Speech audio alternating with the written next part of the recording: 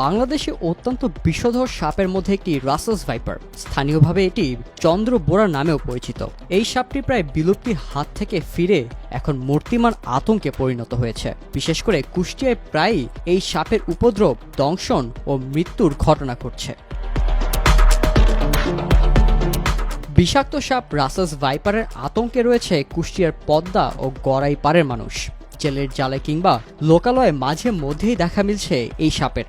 এতে নদীর পাড়ের মানুষের নির্ঘুম ও আতঙ্কে রাত দিন কাটছে। বিষধর এই সাপের ছোবলে এর আগে মারাও গেছেন অনেকে। রাসেল ভাইপারের তাণ্ডবে বা এর আতঙ্কে আমরা এখানে কৃষক পাচ্ছি না।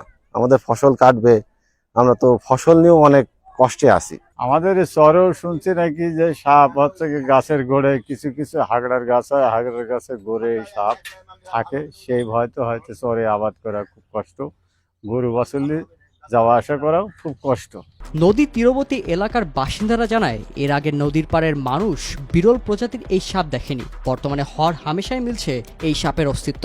আমরা 3-4 বছর আগেও কোনদিন শুনি নাই যে এই সাপ আছে, কিন্তু হঠাৎ একটা সাপ দেখা যায় একজন একটা কলা বাগানে, নদীর ধারে, সে কলা বাগানে থেকে তাকে ধ্বংস করে সে হসপিটালে যায়, বাঁচি গেল ঠিকই, কিন্তু আবার দেখা যাচ্ছে মাস 3 পরে তার মৃত্যু হয়। আমরা তো চলে একটু শাক পাতালের লাগা খাই। এখন এই শাক পাতালের লাগারে একটু ঝোড় জঙ্গল হলে খুব ভয়ে বাস করি। কখন দেখা যাচ্ছে কার বাসায় উঠে যায়। প্রাণী বিশেষজ্ঞরা বলছেন, এই সাপ ভারত থেকে বর্ষা মৌসুমে পানির তোড়ে ভেসে আসছে বাংলাদেশের পদ্মায়, যা ছড়িয়ে পড়ছে পদ্মা সহ বিভিন্ন শাখা নদীতে। আগে শুধু বাংলাদেশের রাজশাহী অঞ্চলে এই সাপ পাওয়া গেলেও বর্তমানে এরা পদ্মা নদীর তীরবর্তী জেলা ও চরগুলোতে বিস্তার লাভ করছে। এতে আতঙ্ক বেড়েছে কুষ্টিয়ায়। পদ্মা নদী হয়ে গড়াই নদীতে ঢোকার পরে এই জিনিসটা এরা আবার ডিম পারে না, এরা বাচ্চা পারে।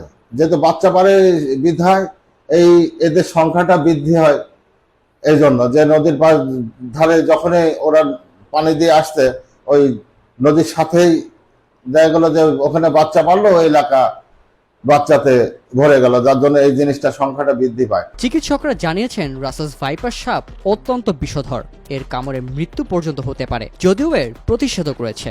সময় মতো চিকিৎসা নিলে এ থেকে বাঁচা সম্ভব।